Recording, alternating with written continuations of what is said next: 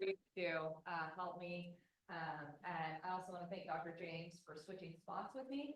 And I appreciate everybody accommodating the schedule because, yes, she was very, very disappointed that I might not be able to go with her.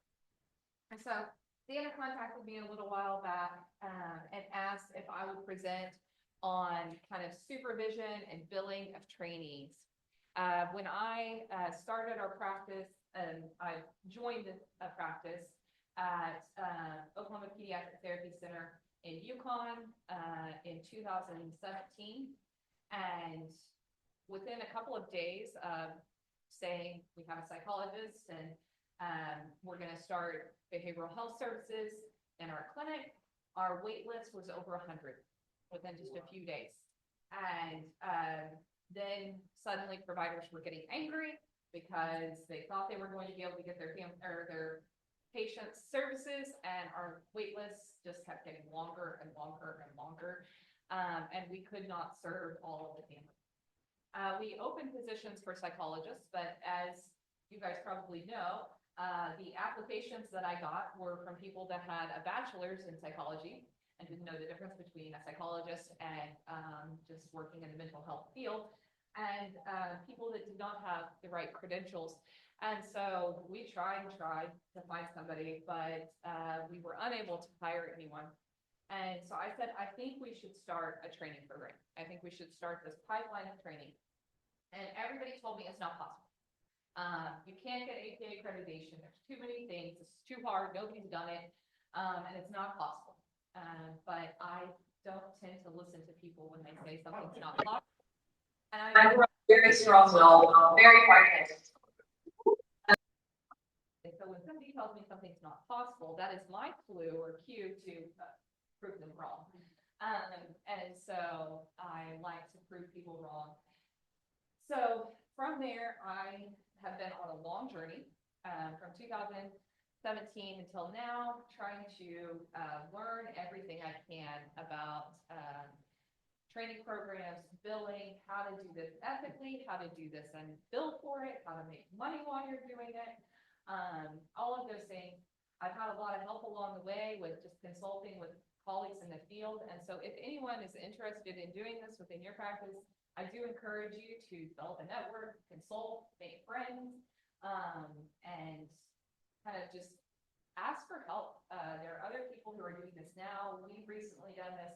And regardless of if you also join the group of people creating training programs, there is such a need in Oklahoma that even though we might be slight competitors for interns that are looking to stay in the state or practicum students, there are so many out there that it's going to take a lot of us before we oversaturate the market. So who am I? Like I said, I'm MaryAnn or Dr. Shepard. I am the Chief of Behavioral Health Services at Oklahoma Pediatric Therapy Center. I am the Director of Training for our internship consortium. So we now have an internship consortium. I'm a licensed psychologist. I also have my BCBA. I'm also a school psychologist. That was my original background. I am a member of the OSBEP board, but also personally, I'm a wife. See my husband there. A daughter. I talk to my mom every day, at least twice a day, and if she doesn't answer the phone, I get very mad. Like, why are you not answering the phone, Mom? It's my time. I call you every day. I'm a Christian, and I'm also an Oklahoman. I have 2 kids. My daughter is 6, and we are going to the marathon this afternoon. I'm so excited. And I have a little boy who was born at the end of December. His name is Luke, and he will be 4 months this next week. So disclaimer, these are the things that I've learned, but everybody is responsible for their own billing practices. Everyone's responsible for their own due diligence, and knowing their personal insurance contracts, monitoring the changing rules and regulations, and ethics and all of those things. So these are the things that I've learned, and these are the ways that I've interpreted things. And I'm happy to share those, but it is not by any means giving anyone permission to do things, and it doesn't remove your own personal responsibility. Also, although I'm a member of OSA, and we're going to talk a little bit about licensure law, this presentation is not on behalf of OSA. And, again, want to make sure that you're following the laws, and any of my opinions or whatever they do not reflect the future opinion. So our goals, we're going to look at the various levels of trainees that may seek supervision in a behavioral health clinic. We're going to review the key ethical principles guiding training and supervision, and I'm going to provide a general overview of billing guidelines and requirements for behavioral health services. So there are two types of professional degrees that you may see in your clinic that are looking for supervision. And these are people that we constantly have reaching out to us, asking for experience.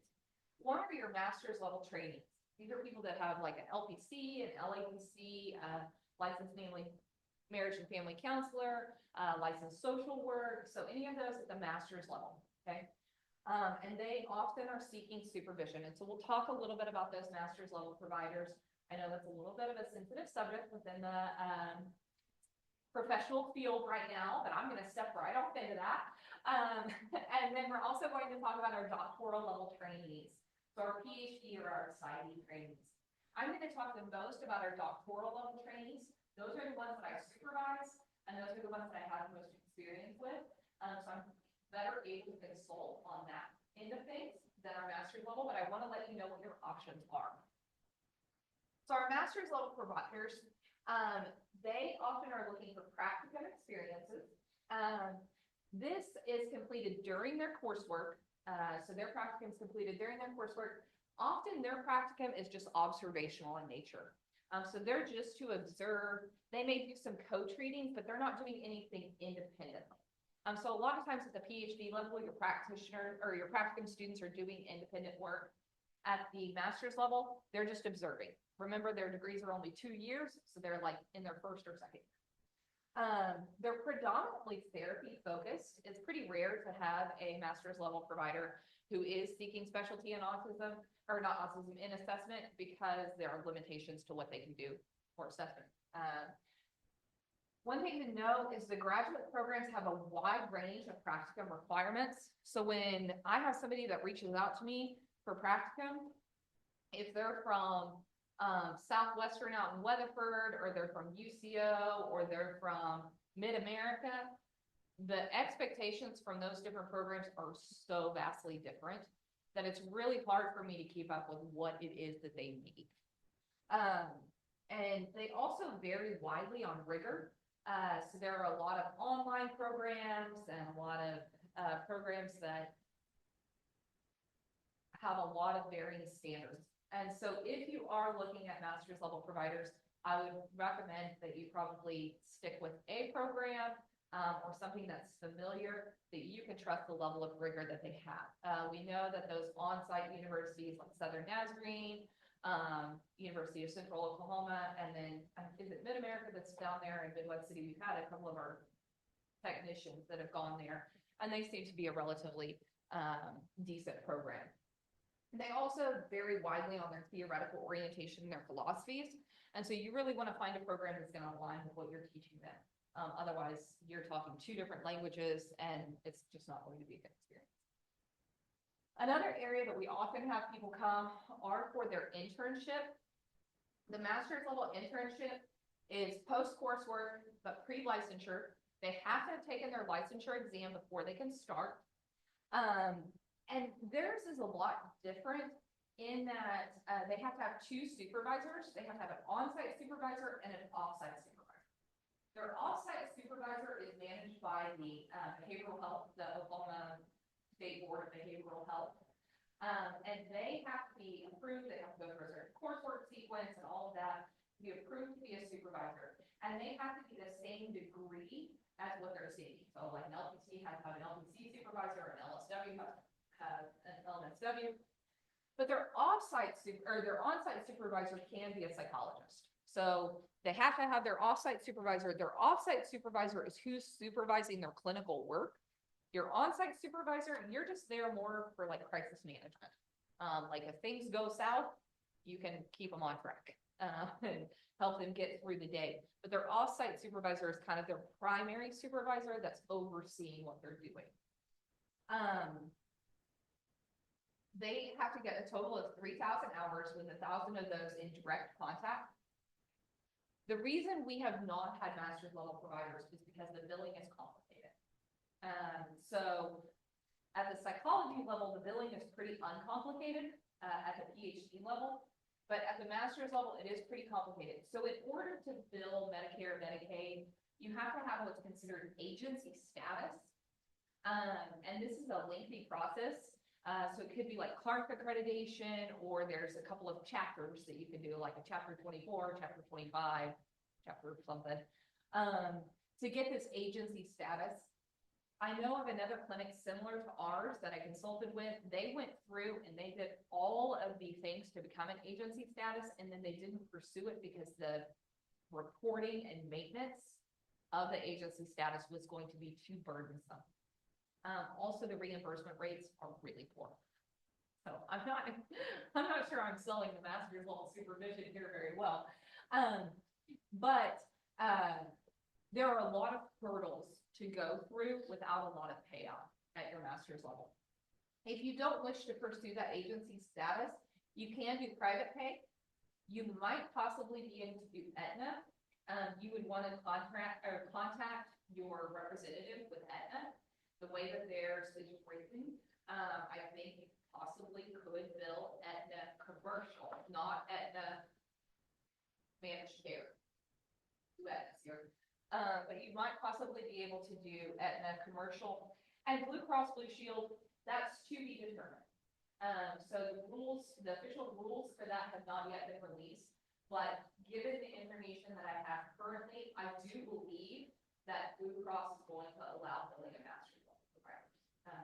So I'll wait and see what that says. But those are things that you might be able to do if you don't wish to pursue that agency status. When you're looking at your laws and oversight and where you're going to need to go to know whether you can or can't do this, you really want to make sure that you're looking at the laws and ethics on that Oklahoma Board of Behavioral Health Licensure. So that's going to be who's overseeing that, and that's who you're going to be accountable to, and that's who they're going to be accountable to. So now out of the master's level world and into the doctoral world, which is where I thrive. So there are different levels of supervision. When you're starting, I encourage you to start with one and then go to the others, okay? You don't want to come out and say, we're going to have a training program, we're going to take a practicum student and a postdoc and an intern, and we're just going to open it up to any level of training, and we're just ready to have trainings. That's not going to go very well for you because there's too many different rules at each level. And so you want to start in one place, get comfortable there, and then expand out, okay? So we happen to start with internship, which is an unusual place to start. But we started with interns. It's the way it happened with COVID. We had 2 students who during COVID, because of all the chaos, they were looking for non-APA accredited internships. They reached out to us, and that's how we got started. But I'm going to encourage you to start with practicum or postdoc. Those are easier. But I'm going to break this down. Your practicum students, developmentally, they're like infants, okay? I'm going to show you a video here in just a minute. They're babies. They don't know anything. They're clumsy. They need a lot of supervision and very close supervision. And they may harm themselves or someone else if left unsupervised. So you need to do a lot of supervision of them. And so just like when you have an infant or a baby, you have to pour more into them. It takes more of your personal resources and your personal time. You need to be prepared if you're taking a practicum student to give a lot of yourself to those practicum students. Your interns, they're like your middle childhood, grade school kids. They're eager to learn. They're there, they've got their backpack on, their pencils and everything. They're ready and they're eager and they're just ready to learn. They're so fun to work with because they soak everything up like it's fun. It's like teaching elementary school. There's this, this is the age where the kids love their teachers and they love going to school and they love to be there. And they're quick to learn. So I really like the interns. The postdocs, they're teenagers, okay? They need a lot of guidance. They could be independent for brief periods of time. but they still need that ongoing supervision, just like your teenagers or your adolescents. Like you can leave them home alone for a little bit, but they might do something crazy while you're gone. They're often seeking more independence than they should have. And so they've been through practicum, they've been through internship. Now they're ready. They've got this senioritis business going on, and they're looking for a little bit more independence than they really probably should have. And because of that, sometimes they get a little attitude. So sometimes I notice that they get a little bit, especially at the end, they kind of get tired of being supervised. And they kind of get tired of somebody giving them constant feedback. They're like, okay, I'm ready. I know you're ready, but you're not quite ready. They also at the same time come running back to you needing your approval because they have this imposter syndrome. So it's just like a teenager where you've got attitude one minute and then you've got I love you the next, and you're just like, are you bipolar? So I also enjoy the postdocs. So they're seeking your approval while simultaneously seeking independence, and they just don't really know which direction to go. But I enjoy all of them. Then you've got your private practice under supervision or your early career psychologists. These are like your college students. This is if you're getting somebody right after licensure. They're independent, but they still need help in those complex cases. They're still struggling with that imposter syndrome. I'm not sure about everyone in here or what you remember, but I remember telling me that I would struggle for about 10 years with imposter syndrome. I would say that is very true.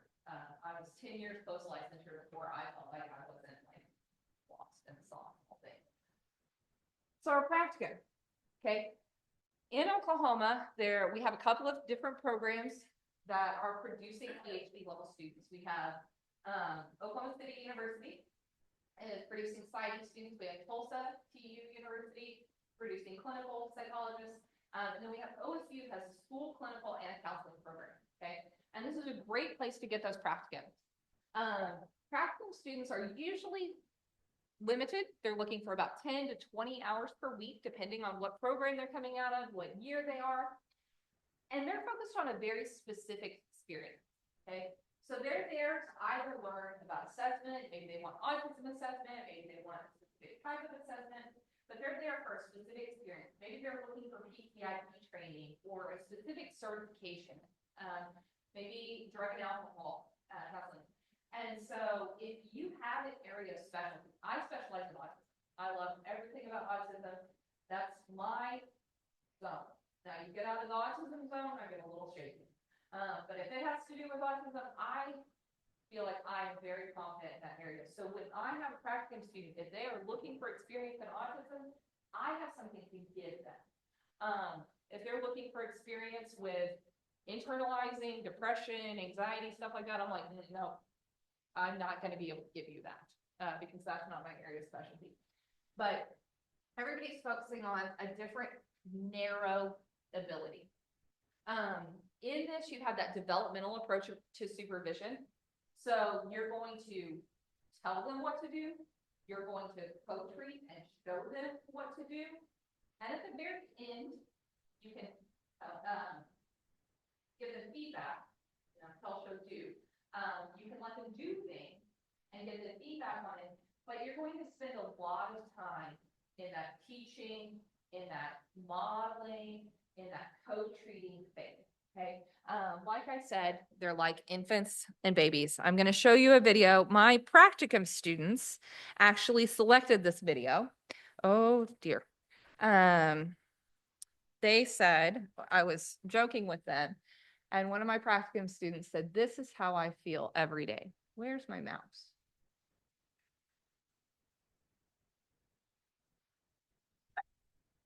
Is it for me? Uh-oh. I got it.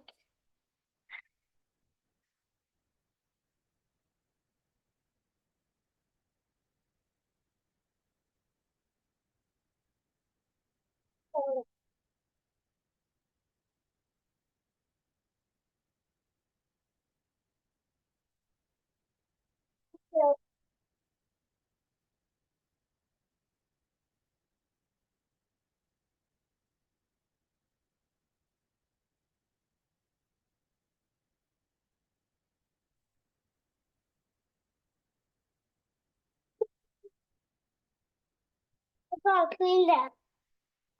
Gotta clean it.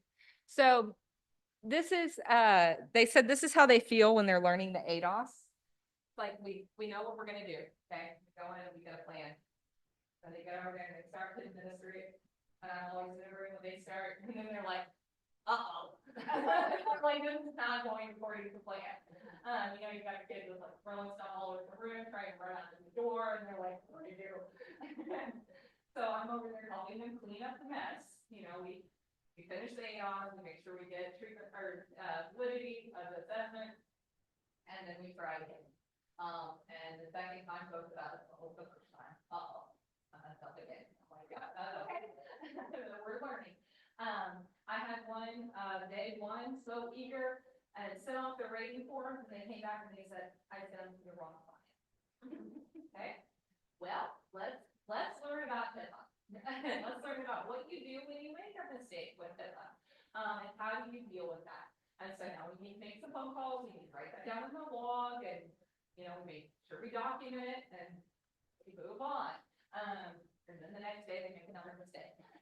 Or their next client has suicidal ideation, and they come running out of their treatment room and they knock on your door and they're like, they have suicidal ideation. Okay. So every day is a, uh-oh, I spilled it kind of day. I think I messed up my presentation. Here we go. There we go. So supervision. The amount of supervision varies based on their level of experience. So if they're a second year, you're going to do a lot of supervision. And they're like baby babies. But a fourth year requires a little bit less. It also depends on what the university requirements are. So different universities have different requirements. Most often it's an hour of individual supervision per week. So that means you're supervising them during sessions, but you also are dedicating an hour to individual supervision each week. Their caseload is going to vary again based on what their hours are, but you're going to be doing a lot of supervision. Again, that extensive supervision and on-site oversight as they begin their experience. They have very little independence. As more independence, as they grow, they get more and more independence. They often require co-treating, in vivo supervision to ensure that competency and be prepared for those frequent mistakes. Make sure you start with reasonable expectations. So in that developmental progression, you're going to start with your standardized assessments, start with things like assessment scoring. Let's send the assessments. Let's just work on how to use the system. And then you can give them report templates. I'm very curious to hear about this AI business as we are exploring that in our world as well. They can begin that data entry and that documentation. And so start with those very early reasonable experiences. Also, as many standardized treatment protocols as possible. They are not ready to do just therapy. They're not ready to piece together things. They don't have the skill set to adjust or modify protocols yet. So for our seasoned clinicians, you probably draw from a lot of different strategies, and you aren't following one single protocol most days. You're kind of doing what fits and based on your experiences. But they thrive on having some kind of structure to what to do in the session. As you go on, as the year progresses, then you can do less standardized experiences like allowing them to give the feedback from an assessment or do an intake. They can do those more complex assessments as the experience goes on, like the NEFC or the ADOS. And they can begin some of that diagnostic decision-making, like doing the interview, diagnosis, conclusions, case conceptualization, things like that. But those are things that you're looking at as they progress. And it's hard to say, okay, we're going to be able to do this by month 2, because if you have a fourth year come in, they may be able to do that by month 2. If you have a second year come in, it may be month 6 before they're able to do something. So how do you get started? If you want to get started with practicum, again, make sure you know what you're getting into, because you cannot accept practicum and expect them to do post-doc level work. So you want to have reasonable expectations, but design your experience, okay? When is my experience going to start and when is it going to end? It's best if it aligns with the school calendar year. So most practicum students are looking for kind of a year-long experience. So maybe you want to start in July or August or September, but when is your practicum going to start and how long is it going to go? They have a certain number of hours they have to get. And so make sure your practicum experience is long enough that they can get the hours that they need. So you may want to ask your the universities that you're going to work with, like how many hours do your students need? And then kind of think about if they're working 10, 15, 20 hours a week, how long would that take? Okay. Have reasonable expectations. What are your expectations going to be? What are your experiences going to be? What are you going to offer them? And are you going to pay them? So practicum sometimes is paid, sometimes is unpaid. And what are you going to pay them for? So at our office, again, there's not a lot that they can do. So, but they need a lot of time and supervision. I cannot, if it takes them 15 hours to write a report, which is not uncommon for a second year writing their first report, I cannot pay them for 15 hours of report writing. But what I tell them is I will pay you for your billable time. So while you're billing, if it's something that is billable, I will pay you for that. If it is a learning experience, you are here to observe someone else, you're here to learn about the ADOS, you're here to do these things, then that is learning time, okay? Because they need a lot of learning time, but they generate very little money. And so we try to give back to them enough for their gas money and enough to maybe buy themselves a coffee that day. But, you know, we can't really give them a lot. And many of the practicums are fully unpaid. And so they are not necessarily expecting to get paid. You really want to start building those university relationships. Some universities, you have to be an approved practicum site before the students can even apply to you. So you want to reach out, if you've designed your experience, you want to reach out to the university and you want to say, I'm interested in offering a practicum for your student. This is the experience that I'm offering. And then they're going to ask you questions, they're going to interview you, and there's some contracting that goes into place before they'll put you on their list of sites for their students to apply to, okay? So you want to make sure that you develop that relationship and start that contracting. Typically, recruitment and interviewing of students begins early spring. So you want to be interviewing your students in the spring for the fall semester. This is not a, I'm going to interview you today and you're going to start next week. This is a planned, thoughtful process. And so early in the spring, about February, March is when you start having those applications, doing those interviews. And typically by mid-March to early April, you have your practical students in place and you, then they start that next summer. Okay. I would like for OPA as a whole, for us to work with all of the universities, at some point in time to get that on a regular schedule so that we're all having similar deadlines, because I think that would reduce stress for the students in feeling like they have to accept a position because they don't know, and you don't have to compete to be early in that season or late in that season to know that you're going to get a practicum student. Once you interview and offer those positions and they accept, then you have to sign a contract between the student, the university, and the supervisor. So this is just a contract that says, here's what I'm going to offer. I'm going to make sure to abide by your requirements, and here's what the student's going to do. And it's important to have that contract because if things go south and the student's not upholding their end of the deal and you say, I cannot continue to supervise you, that contract is very important. I haven't had that happen, but I want to know that there's something in place.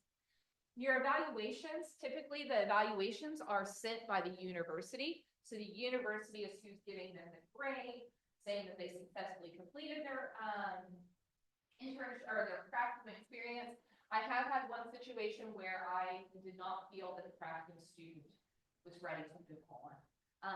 But that I couldn't make that decision. I just had to reflect that in the evaluation that went to the university, and ultimately it was up to the university supervisor whether that student received a grade or not, or what grade they received. And then you want to make sure you have a good structured onboarding and training plan. So again, they may or may not have had experience with anything that you were going to teach them. Next are your doctoral interns. So they've completed their university coursework, they're in their 5th year. They're looking for a broad experience. So if you're developing, if you want to go into internship, I'm gonna say they need a village, get you the internship process, okay? It's possible. I've done it, and Dr. James is in the process of doing it. So it is possible, for a private practice, and that's what people told me was not possible, was for private practice to do this internship business. It is 100% possible. It is not possible. It would be very difficult to do it all along, okay? But they're looking for a broad experience. And so they want to have experience in a range of whether that's age or disorders, treatment populations. Like I said, they're very eager to learn. What time are we wrapping up today? Do you know what time you start?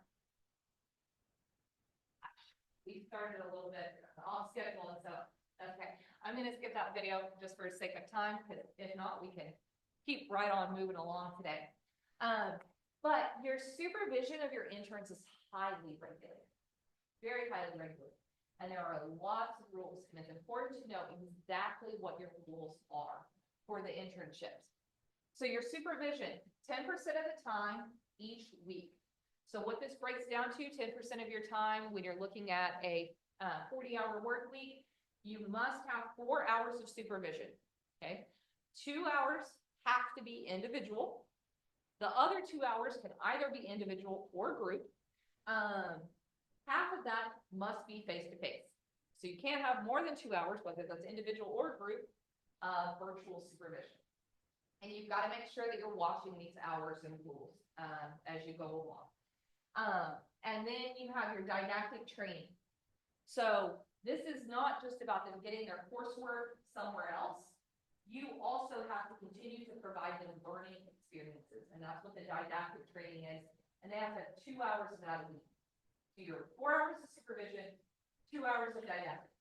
That's 6 hours out of your treatment schedule that you have to account for with an intern. That's why it's hard to do alone. And it's best to do in groups, because if you're doing all 6 hours of that for one person, that's a lot of investment. But if you have a consortium and you can distribute that group supervision and you can distribute the didactics, then suddenly it's not as much on one person. You are responsible for that 2 hours and contributing to the didactic and group supervision. But it opens up a lot of resources. So if you're interested in an internship, I encourage you to find a community of people that also are dedicated to training and start to develop those relationships to build a consortium. I'm not sure with the existing consortium, once you get into this process, it's kind of hard to add to them, like to add a practice to them. But as some of them are in the baby steps, you might ask if they're interested in adding anyone or if there's a buy-in option.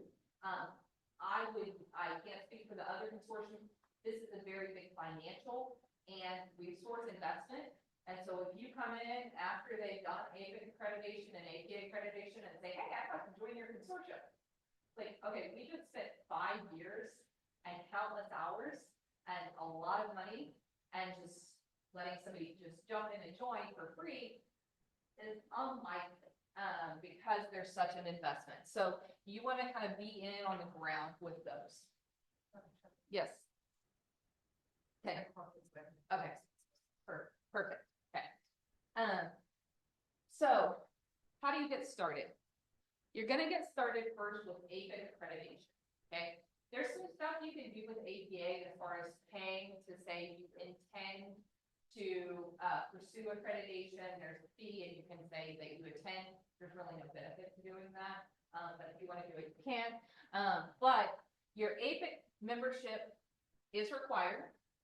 APIC membership, or APIC is membership, not accreditation. Don't get your work confused, however. If you're interested in this, the application process is relatively straightforward. It's relatively easy. I think we did it in about 6 weeks. And we were able to get provisional membership. We came in at an odd time before some of these rules were in place, but now currently they will give you, and Dr. James, please correct me if I say anything incorrect, on this. They'll give you 3 years of provisional membership. And so they'll say, you come in, they'll say, we will give you provisional membership for 3 years.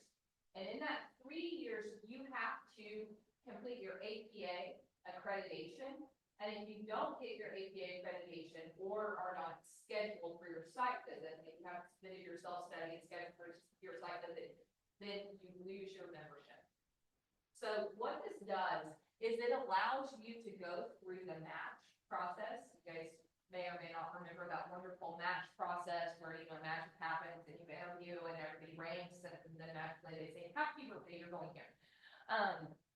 So in order to do that, you have to be an APIC member, and they'll say you can do that for 3 years. And then at the end of those 3 years, you have to be somewhere pretty far in the APA accreditation process or you're out. So after you get your APIC membership and you start that first year of match, you can pursue that APA accreditation. It can be provisional, but when you have your site visit, you have to have a minimum of 2 interns. So if you don't have any interns or you don't have this pipeline coming in, you can't complete your site visit. I will say that the self-study process is lengthy, and it is helpful to have a consultant on that process. They are looking for very specific things, very specific words, and the self-study itself is as hard, if not harder, than writing a dissertation. It took us a year to complete our self-study with the consultant.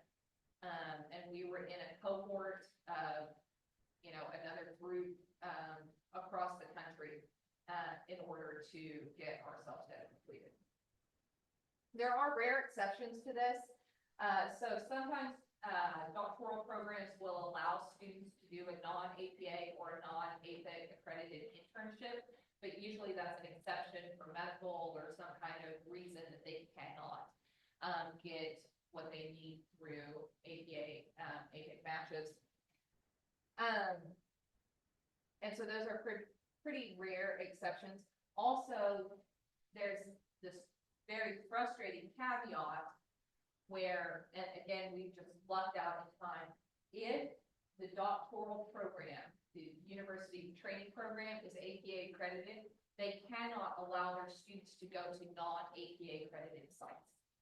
And so then you end up in this elite group where if you aren't APA accredited, our universities, now that UC or OCU is accredited, they can't allow their students to apply to a non-accredited site.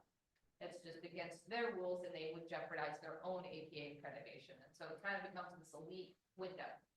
What's helpful and what helped us is we just happen to have a non-accredited program in the state at the time that we were going through our APA process. And so we had a really strong relationship with Oklahoma City University because their students couldn't go. So I also cannot now accept students from a non-accredited site. So all of my students have to come from an APA accredited program. So what happens is your non-accredited internships are partnering with your non-accredited universities, and they're matching to get their data in this process until they can get their accreditation. And so I don't know, Dr. James, you guys matched with 5 students. I'm assuming some of those came from some non-accredited programs or the programs that are seeking accreditation. Or do you know? I don't know. Yeah. So it's really helpful to have those partnerships with other programs that are also seeking accreditation, because then you kind of have a feeder program. So postdoc. Again, I'm going to show a video that's got a little bit of foul language in it. If that offends you, now would be a great time to take a bathroom break. But this is what it's like having a postdoc student. Again, my students help. Driving with my mum. But stop. Today, I wanted to go on another drive, but mum didn't want to get back in the car with me. So I said to Dad, let's go for a drive. It didn't end well. This is driving with my dad. Brake, foot on the brake. Yeah, foot on the brake, yeah. No, 1 foot on the clutch, 1 foot on the brake. Yeah. The car will not okay. drive unless you're in gear. Slow down. Stop. There could be cars. Indicate. You have an indicator. Right. On the accelerator a bit more. Coming on. Get away from the tree. Watch lady with the dog. I want to go now. Where are you going? You're driving. I'm doing better than I did yesterday, the other day with Mum. I'm just stalled up. Can't Just start the started car in first. I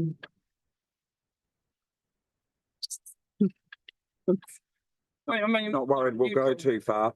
we go.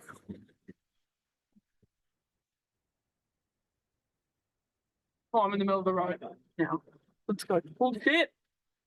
Okay, I'm out in the middle of the road. Wow, you've got no idea. You really have no No, it's idea. okay. I got this. Slow down, you're in a corner. I actually haven't been on this road before, so this is kind of scary. This is like a semi-main road. Slow down, come to the roundabout. Now into first.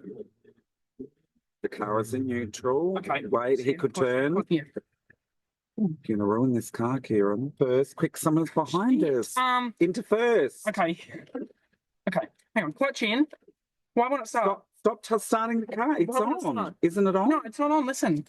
Right, neutral. Okay. Yeah, shit, now they're tooting. Yeah, Okay. into first, which is there. Yep. Go gently. I've just sold it again. Oh my.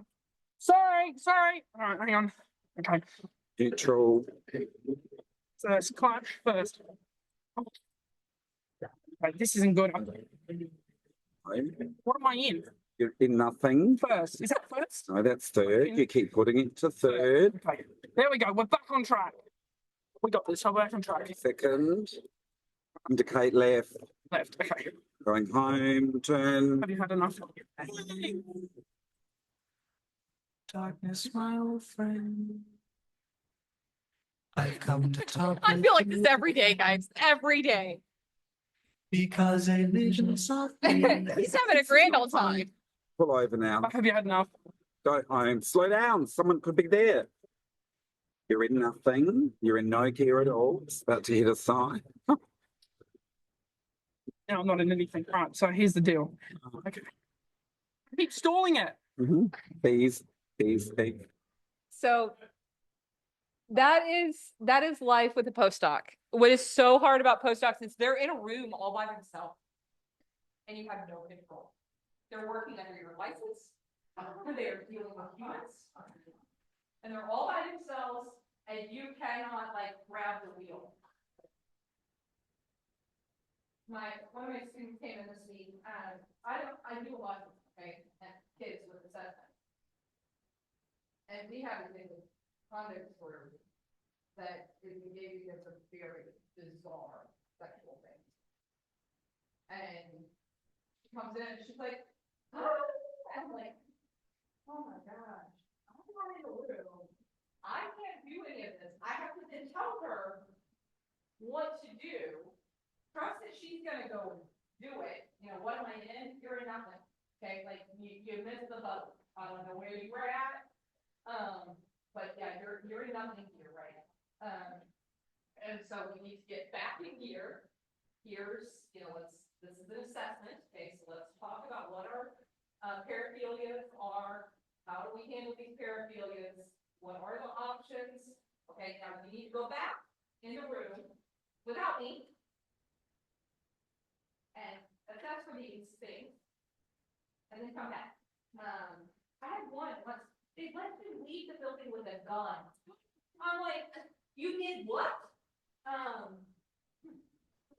Yeah. Okay. We've had to call the police. I kid you not, the stuff that has happened in my house, I cannot make up. And here I am, with board members of anything, like before we do that, I probably try very hard to not allow anybody the suicidal ideation to leave the building, not allow people to leave their building with weapons, not allow people to leave with their own parents or with parents that are heavily under the influence of whatnot. If they have a mark on them and they just said that dad made that mark, do not let them leave the building, please. We work with kids, not always. But it's kind of like this, like, slow down. Like, slow down. And you're trying to be calm, you're trying not to yell at them, you're trying not to lose your temper, but you're also like, this is my license that you just are playing with. And so, I don't want to scare anybody, but you have to be prepared for what you have. You also have to have a post-op that you trust. So you don't want to take the same line. Dr. James and I were just talking that when you're interviewing for these positions, you're not just interviewing for your position, you're interviewing for the other professionals in the field. And you need people that you can trust, because if they're out there with too much of an attitude, too much independence, and they aren't seeking that supervision, you're going to be in a world of hurt. And so you want to have somebody that you can trust to be out there playing with your license. I've also heard it described as having multiple personalities. So I know that's kind of a taboo thing as well. But it's like somebody else out there, you know, like I know special adult personality is my, other than African psychology, that's the extent of my knowledge. Okay. But it's like having somebody out there who is you, and they're walking around as you, and they are doing things as you, under your license, and under your NPI, and under your credentials, but you are not present. And so you have to have a lot of trust with that person. So these people are working towards supervision or towards licensure. They need 2,000 hours. They are taking their EPPP during the course of this year, and you need to be supporting them with that. Because we've had a couple of people who really struggled. I don't know if the EPPP has gotten harder, or I don't know what's going on, but we've had people who have really struggled to pass the EPPP and are having to take it 2 or 3 or more times, and they get to the end of their year and they haven't passed it yet, and then what? So then you're doing that practice center supervision, but you may not have the capacity to continue supervising them because you may have accepted another post-op, like more interns. If you're supervision, you can only have 3 supervisees, and so you may already be maxed out, and now you have to tell this person that you have to go back to work until you can get your license. And so you really want to be supporting them. And they often are looking, are you going to help with all of the license fees? Is your postdoc experience going to have any reimbursement for licensure support? They also need to take their jurisprudence exam. They're really looking at meeting gaps in their training. Where are the gaps? And where do they need that support? So there are some areas that they're highly proficient at, and then there are some areas that they maybe haven't had that experience. So they need approximately 1.5 hours of supervision per week. And their requirements for you, and this is important to know, you personally as a supervisor must be rendering services for a minimum of 10 hours per week, which sometimes I hate because I'm really busy and I have a lot of administrative things, but I still have to maintain 10 hours per week of services. And sometimes I get a little overwhelmed. I'm like, I would really like to not take on so many clients, but I have to make sure that I have at least 10 face-to-face hours or 10 hours per week that I'm rendering services. And you have to have been in good standing for at least 2 years. So most people in here probably have their license, but when I'm looking at my early career psychologists that want to take on supervision and I want to add to our training team, I cannot add them to that team of trainers and people having supervision, you know, when you're looking at your pipeline and your continuum there, until they've had that license for 2 years. Postdoctoral approval, APIC membership. You can become an APIC member. More Autism Center recently got their APIC membership for postdoctoral supervision. You do not have to be an APIC member for postdoc though. To be in that APIC membership or to post in the Universal Postdoc Directory, which we're going to talk about, you have to have a grievance procedure in place. So basically, if things are going south, if they're just driving without slowing down and you don't feel comfortable, what is the process for terminating the postdoc? And so you do have to have a grievance procedure in place. You need to have a structured learning sequence. What that looks like is pretty open. But you have to have some kind of structured learning sequence in place. And you have to follow the common hold date process. You can do some research on that. I can explain it to you. I kind of like it. But it's like a dating process where like we're exclusively dating and you can't keep courting somebody else if you've already committed to me. So if you've already said, I'm coming to your postdoc and I'm committed to you, you can't still interview at other places. You have to tell everybody else you're breaking up. And then there's a date where you say, here's our final day. Like I'm open to a relationship with you until this date. And if you decide not to reciprocate it by this date, then I can open my relationship to other people. Kind of an interesting process, but there's some rules for it to help everyone to know what to do. You do have to have OSVEP approval for the postdoc. And this is a bit of a lengthy process. And so you want to know this going into it because you're going to interview your postdocs kind of December to February is the window for postdoc interviews and offers. After that, they really need to start that OSVEP process no later than March because they have to fill out, they have to pay a lot of fees. It's going to cost about $1,000 in fees. And they have to fill out their PLUS application and get approved, and that involves submitting all of their practicum hours and having their practicum courses verified, having all of their coursework into it. Everything has to go into that. And it can be a lengthy process. So all of that has to be approved prior to them collecting any hours. And it can take, typically it takes our students about 6 to 8 weeks to complete that application. And so then while they complete the application, they cannot fully hit the submit button until their degree has been confirmed. So, and that won't happen until the end of their internship. But when you're approving postdocs or when you're interviewing them and you're setting your dates for postdoc, you want to make sure you know when is their internship, when is their degree going to be conferred, when are they officially going to graduate? Because if you say, okay, my postdoc is going to start in August, and then they don't fill this stuff out and they don't get approved until October, then that means they can't start collecting their hours until October. And that means you have them for 12 months after that. And so then the next year you're off on your training cycle because you know, you've got this one spot, it's kind of a wonky spot. And so you want to make sure that you're helping them through that OSVEP process early. So very similar with all the others, design a program. So you've got to have a grievance, you've got to have a training sequence, you need supervision. How are you going to meet those gaps in training? What's it going to be focused on? How much are you going to pay them?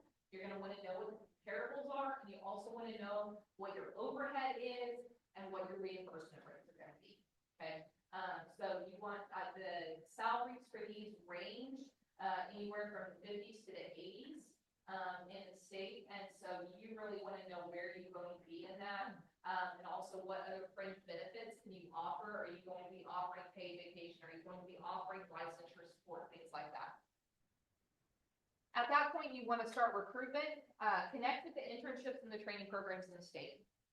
So connect with those that have internship programs, let them know you have a postdoc, ask to speak at their didactics. So remember, they're trying to figure out 2 hours of didactics for their intern per week. It's really hard to fill 104 hours of didactics, guys. That's a lot. For somebody who's also treating 10 hours a week and supervising, you know, we're trying to figure out how to manage those didactics and get good speakers. So offer to speak at their didactics. Say, hey, I have a specialty in this area. I'd like to speak at your didactics. While I'm there, I would like to let them know about my postdoc too. Absolutely, come on over. You can also use that universal postdoc directory and listservs. And just follow the selection and supervision rules. You're really going to want to know what are the rules for this. And that's where you're going to look at your OSVEP rules. Okay. You need to pull out those rules. You need to read them and read them again and read them again to make sure that you know what your rules are. So when we have students who cannot pass the EPPP, they cannot practice independently. But they're not still a postdoc. So what are they? And this is private practice under supervision. They are not independently licensed, but they do have to apply with the board to be under supervision. And you have to have that written agreement, and they cannot represent themselves in the life. And so sometimes, like I said, we cannot continue our postdoc experience because I can't supervise them because I'm at like 3 max. And so sometimes we have some people out there. I have one person out there this year who is under supervision. She actually accepted another postdoc. But she's kind of out there right now trying to find ways to work under supervision while she continues to study. And so we've had this happen with 2 students now over the years. They just really struggle with that E-triple-P. So what are your ethical considerations? So I'm going to highlight a couple of your ethical areas that you want to be mindful of as you are going into supervision. First are section 7 of the Code of Ethics. Now, again, our code is changing, so they proposed the revised code.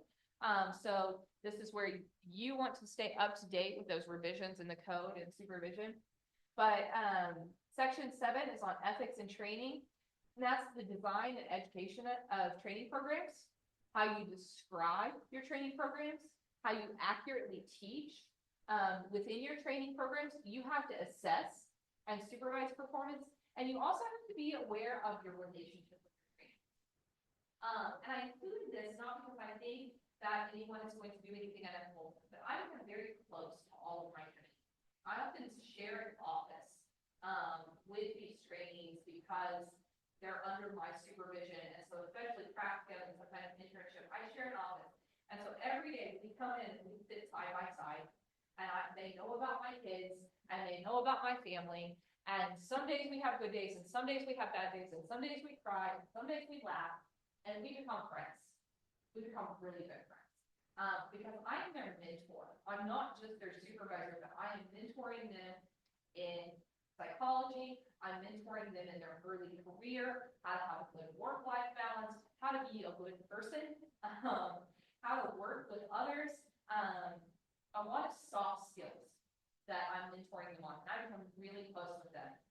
So I include this not because I think of the sexual relationship, but the areas that I struggle with the most are how do I go from having this very close relationship to ending the relationship when they go off, to getting critical feedback when I'm like, you are not studying for your E-triple. You are not passing because you are not studying. And how do I go from having this relationship to that relationship? And some of my earliest mistakes were having too much of a relationship and not enough of a supervisor.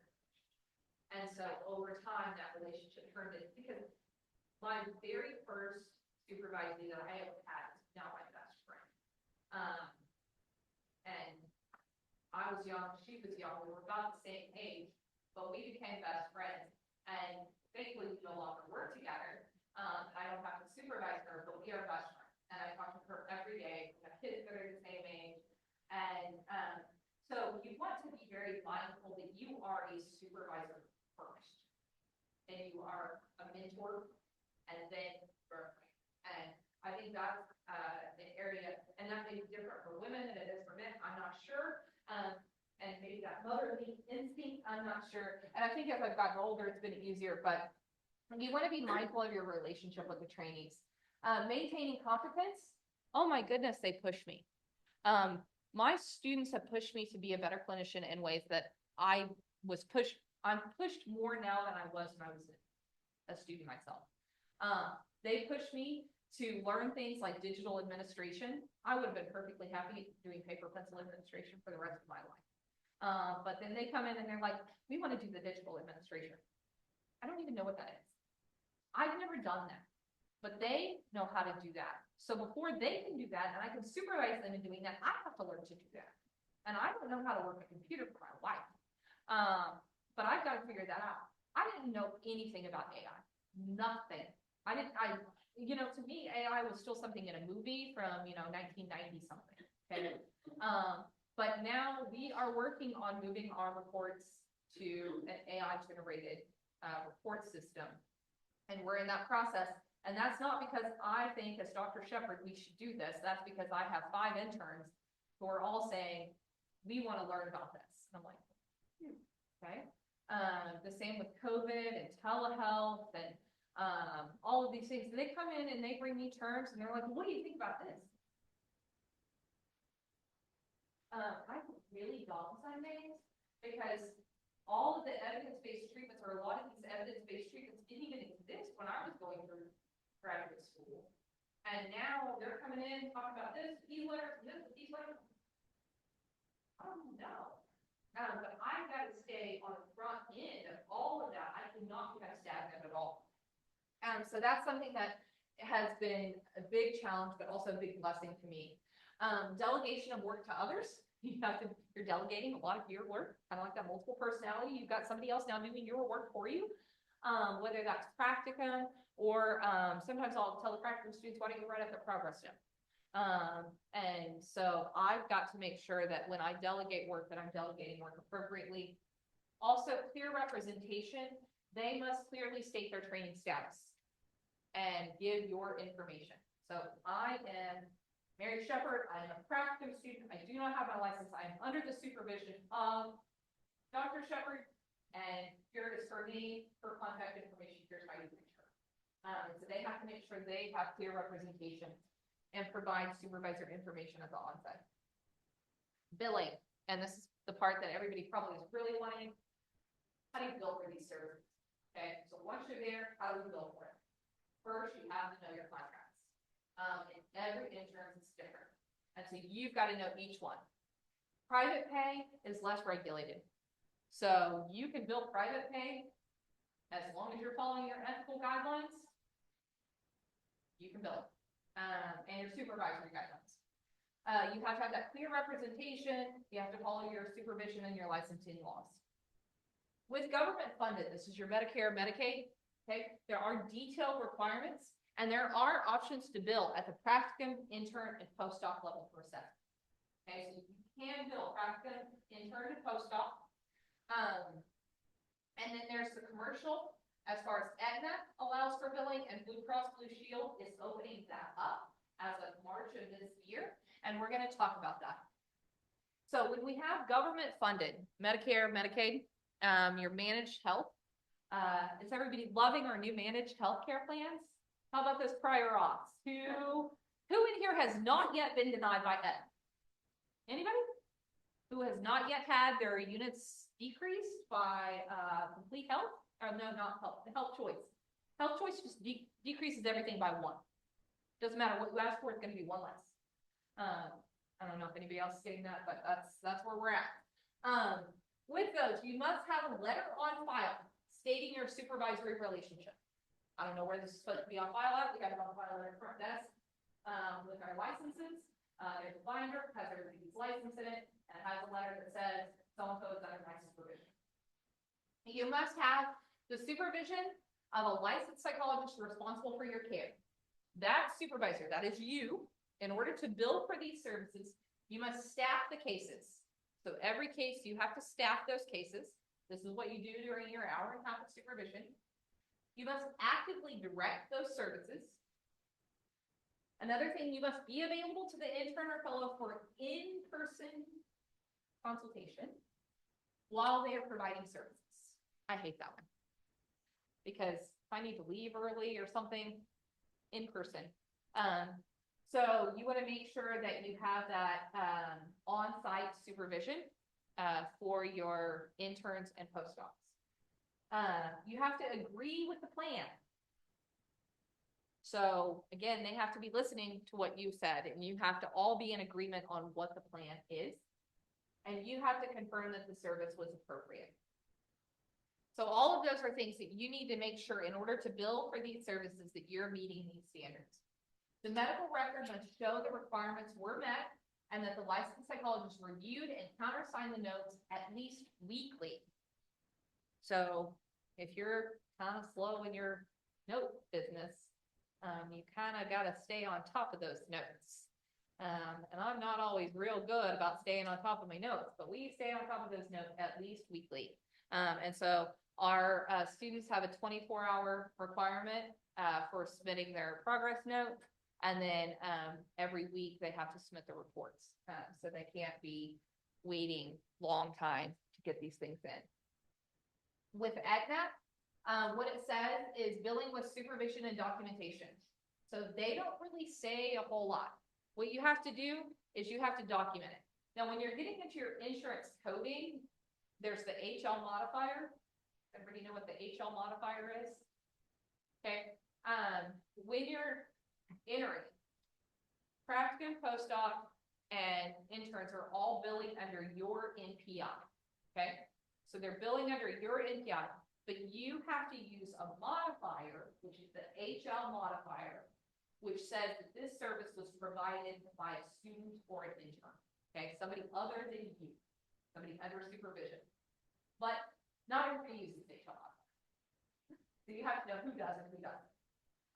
Also with Medicaid and managed health, sometimes every year they have a student differently. Sometimes they have them bill under their own NPI, I've had them bill under my NPI. It depends on who you talk to and when, whether they're billing under their NPI with an HL without an HL modifier or your NPI with an HL modifier. I find it to be a bit frustrating that the rules change every year, but that is how government funded things go. So you really want to know how is it that they're wanting you to bill and be able to have, you need to have somebody on call that you can call at Oklahoma Healthcare Authority or at these places that knows what to do. So with Aetna, billing and supervision, you do not use the HL modifier with Aetna. This is Aetna commercial, not Aetna managed care. Aetna commercial, you do not use the HL modifier, but you have to clearly document it in your services. So in your progress note, it has to have clear documentation that says this service was provided by this person. And we also put who was on site for supervision. And then you have to have that supervision letter on file. When I went back and looked at these rules, they removed that supervision letter on file most recently, but I would contact your representative from Aetna and just ask them, like, do you want a letter? Do you not need a letter? Who gets that letter? We sent them a letter. They said, no, thank you. We don't want the letter because the person said we need to send it. Now they just removed that from their language. Not really sure. We have a letter on file just to be safe because it was there when we first read the policies. But you can bill Aetna. Blue Cross Blue Shield, to be determined. So they approved this in March of this year. It is for anyone that is a licensure candidate. So it's kind of unclear whether that's anybody that is under supervision for licensure. And so they have not released the rules yet. It was supposed to be released in April. They said they're making revisions and they're going to release the rules in June. So if you are interested in billing students for Blue Cross Blue Shield, be watching for that letter, provider letter to come out in June. That's going to give us our rules for how we bill for this. Right now, it's those under supervision. I think we have 400 people on our Blue Cross wait list. So I'm like, woohoo, we can now get to all of those that we couldn't before. I'm waiting to make sure we can do that for interns and postdocs. I know we can do it for postdocs, but I want to make sure we can do it for interns. And I'd really like to be able to use practical students too, to do some of that if possible. But it's still to be determined. With that, currently, they do not have the HL modifier set up in their system. And so if you bill a claim right now today, the HL modifier is going to kick it back because they don't understand, their system cannot process an HL modifier, just like Aetna's cannot process an HL modifier. So what they're working on is, what is their system going to look like? Is it going to be like Aetna, where you bill it as you, as the provider, and you document it clearly in your documentation, but you don't use the modifier? Or is it going to be that you bill it with the modifier? So that's to be determined, but you have permission, just no rules. So it depends on how confident and comfortable you are with doing things without rules. If you want to do it, beg for forgiveness, or if you want to wait for clarification. But it's coming. And so depending on how far out you're scheduling and where you're at with students, you may want to go ahead and start scheduling those for June. And so resources, I think we're wrapping up here pretty close. APA ethics code, again, make sure you know your ethics. Oklahoma Board of Examiners or psychologists, make sure that you review those rules and regulations for every level that you're looking at, because you have to abide by those rules as well. Here's the link to the Universal Postdoc Directory if you're looking at postdocs. Postdocs are the least risk, I think. They're the most independent, and they're the ones with the fewest number of rules. So if you're starting somewhere, postdocs are a good spot to start. Your doctoral internship development, here's a resource, a toolkit if you want to develop an internship. And you may look to see, are there other people out there that are doing this or that are interested in doing this that you can partner with?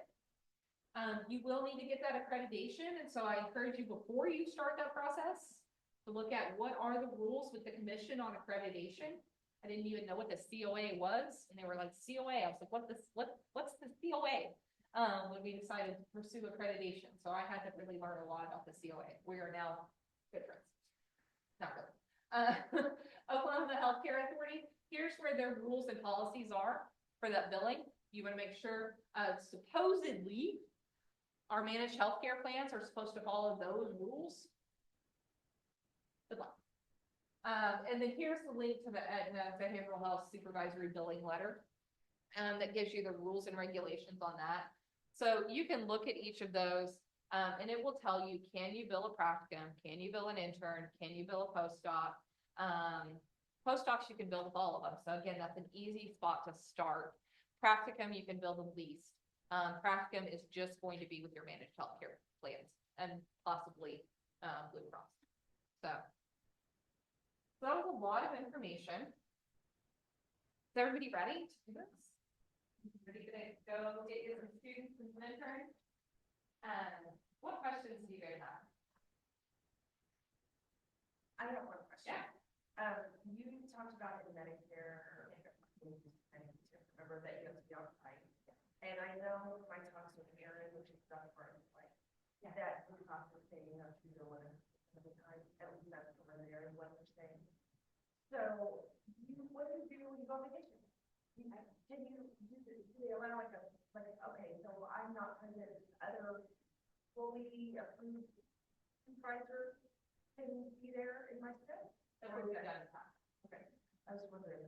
So we have who's the supervising clinician and who's the on-site clinician. So we have in ours, we state who is the supervisory provider and who is, because we're signing off, we've already agreed the plan, we've already supervised it, and who's the on-site provider for crisis management.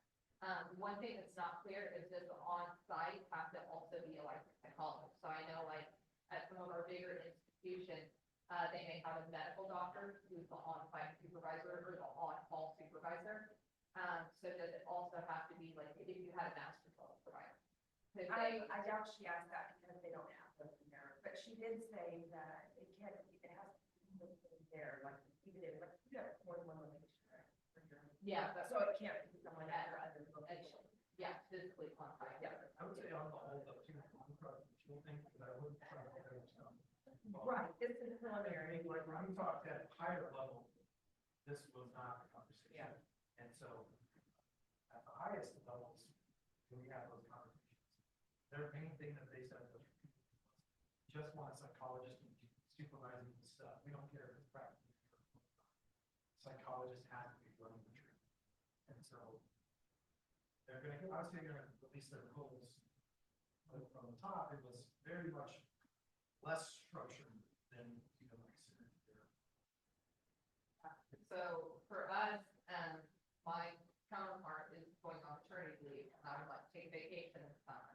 And so I'm aligning my vacation with everyone else's vacation. We're all taking vacation at the same time. We have one person who does not want to use their vacation hours during that week. And so they're doing extra sessions week before and week after to make up so that they can just work on running that week. And so they won't have face-to-face contact with those two reports. And we did the same thing when I went on maternity leave and my counterpart went on vacation at Christmas. Everybody, we just shut down the whole department, which is a huge financial. If you are an administrator, that's a huge financial burden. And it really is to some degree a burden, because if I'm ever out at a conference, like let's say somebody's asked me to come speak, or somebody needs me to come to lunch, like, hey, let's have a lunch conference or something like that, once you come around. Because their schedules are set, and I'm not always paying attention to what their schedule is, but that means I am physically tied to that location. And what happens if I'm sick, or my daughter's sick, or, things like that. So, the in-person part is probably your biggest area of the feedback. That's for me.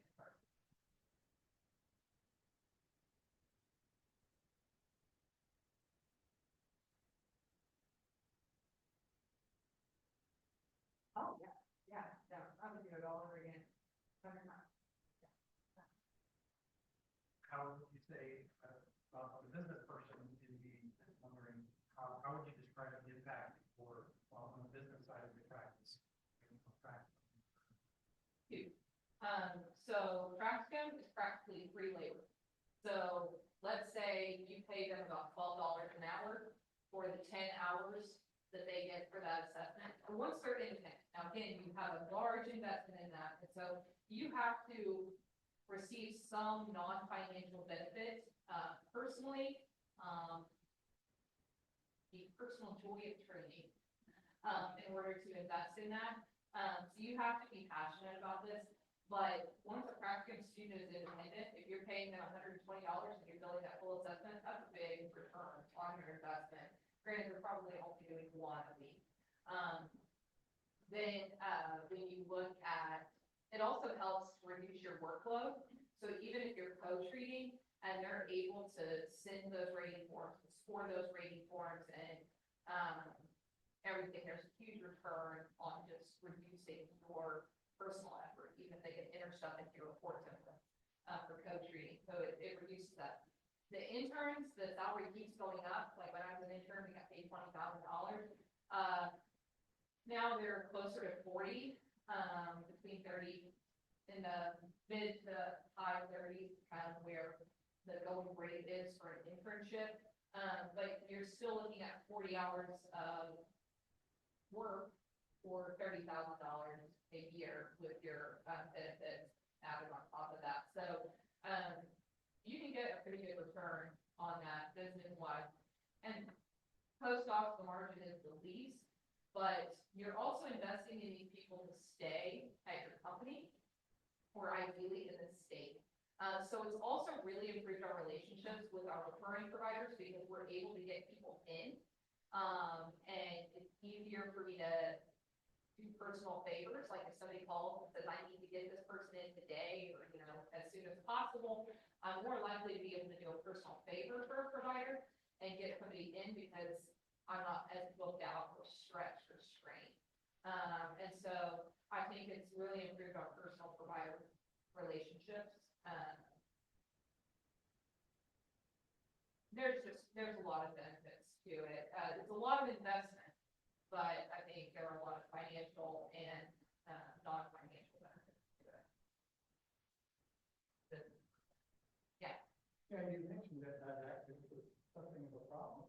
And do you have any discussions with the OPA draft division? They can bring us some training about whether all those problems. I have not. That's a good idea. I know it's something that we all, the internships try to kind of trade, like I'll present your didactics if you present mine. So we try to do that as much as possible. We do a lot of virtual didactics.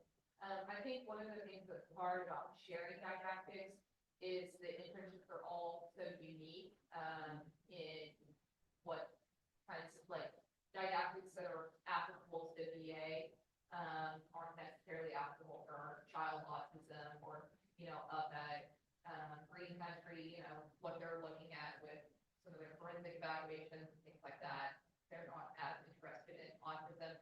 And so it's sometimes hard to collaborate fully on those, to have like full statewide, like here's Oklahoma didactic training experience. But yeah, I think we can probably work on that. could you give me a better idea what you mean by that? I'm not sure I'm. Yeah, and so it could be speakers, it has to be educational content. And so you have to address the 9 profession-wide competencies through your didactics. And so things like assessment, intervention, consultation, supervision. So you have to address all 9 of those competencies. And so the way we have our setup is each month is a different competency. And so, the month of August is on assessment, the month of September is on intervention, the month of November is diversity. And so then we have a 2-hour course basically every Wednesday. And during that time, we'll have a speaker come, or we might have a webinar. We'll use webinars for that. You may use a podcast or a book or research article. And we try to focus each month on resources like a research article or something from assessment in that month, and a webinar on assessment, and a speaker on assessment, and a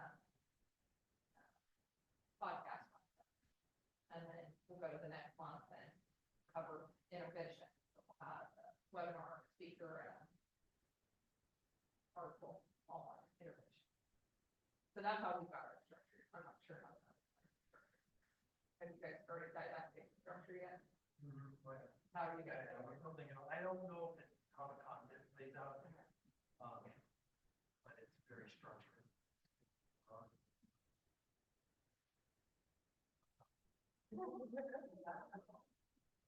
We're always hungry for.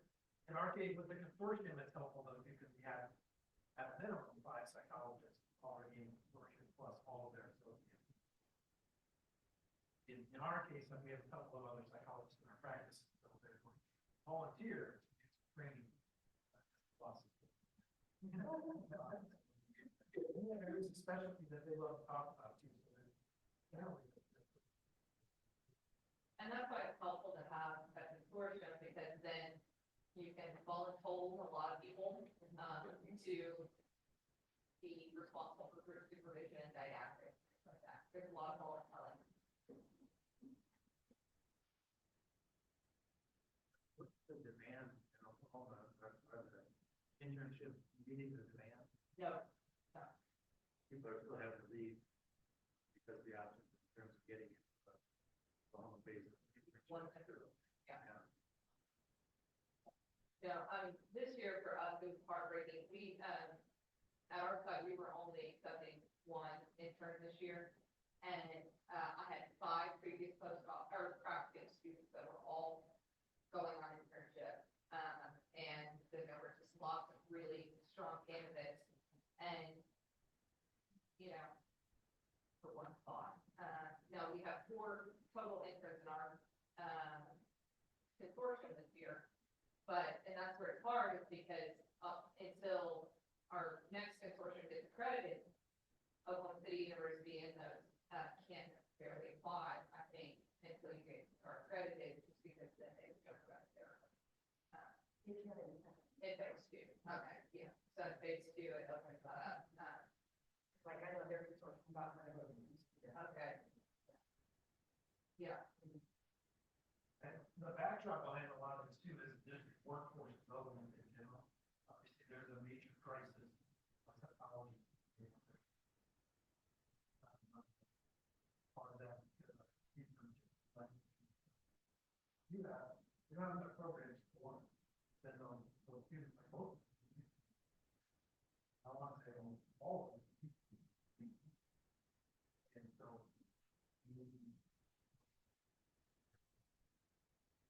And it does seem like there are some people in government that are starting to recognize this and want to maybe put some money in this direction. But we have to have a plan, and as psychologists, when we sit at these meetings and we say, hey, we think there should be a psychologist that works for the Department of Mental Health. It sounds like a revolutionary idea to them, but you're like, well, and so then they say, well, where are you? You say, well, we don't have it. So we're going to have to go and spend the next 8 years building a psychologist to come to this meeting. And that's where we've got to start to network that and build more and more sites key. Internship sites is huge. And there are people in government that are ready to make some moves in this area to try to build these internships. So, It's really bad. I mean, you guys, didn't you post an open position not too long ago? And we have an open position, OU has an open position, Southern Nazarene has an open position, Oklahoma State University has an open position. Everybody needs a psychologist. And we don't have anybody who's applying for the position. OSU, they were also has an open position. So that alone is 6 or 7 open psychologist positions. Literally, if you have a license in Oklahoma and you want to work somewhere, you can choose where you want to work right now. And that's despite us, you know, starting all of these internships, but the need is so great. And that we just can't meet the need, that it's happening right now. We get calls regularly about locums. People looking, I'm not even quite sure who they are calling. This part of the state of Oklahoma.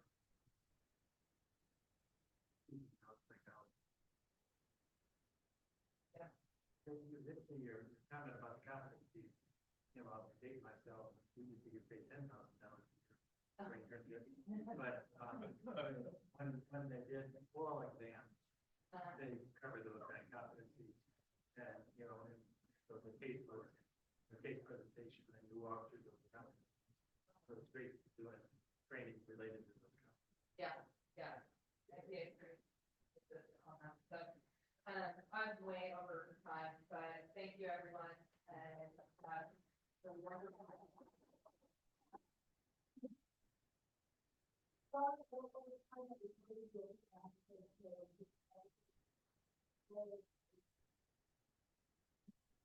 Sorry, questions went long. You're fine. We're gonna transition here for a second. We're looking for Dropbox, right? Mhm. Oh, that, so he's already got it ready. Okay, so does it refresh automatically on this computer? This should be refreshed. Whoa. So presentations. Thank you, ma'am.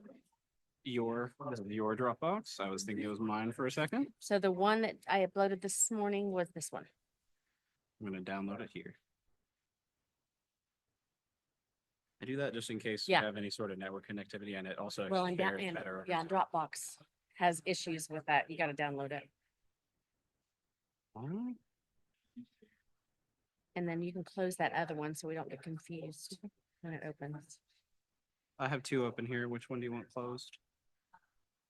I need to see This that. is- This is the one we want open. So you can. I see. There's a copy. Okay. And she's next, so you can just keep it up. Okay. Yay, see how easy, yours is awesome. Ready to go.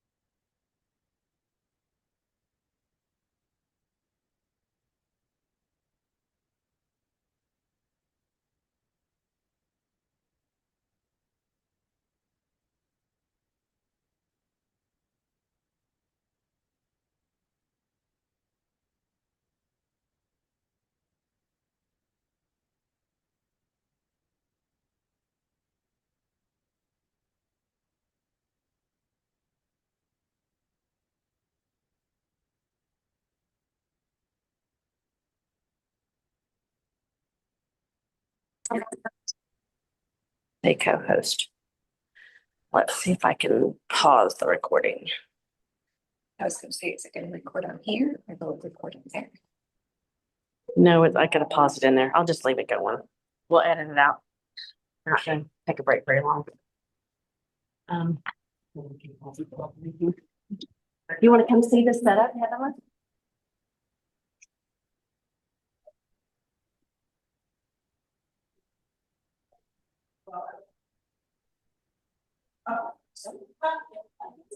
I know. So get him in, right? Come up onto the green part. And then go to more. Oh, wait. Underneath, it's right up on stop here. So, It's-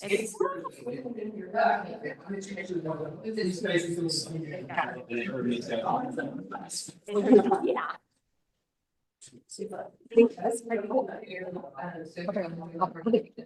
Nothing.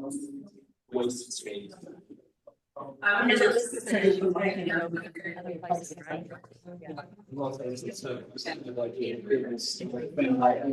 Documents on it. And then you already called that. What the Jennifer could probably try him.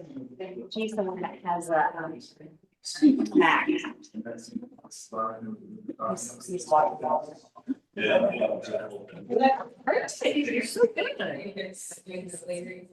So when he's ready, you'll probably need it. This is like the remote, right? And these are like your inputs on your remote for if you had different devices connected to your TV. So what, the switcher? So he's gonna start about 1. That gives you help. She should be done getting them started upstairs. 12:45. You got it. Oh. Pause, but not muted. Yeah, I should be off. I got off. Yeah. Close.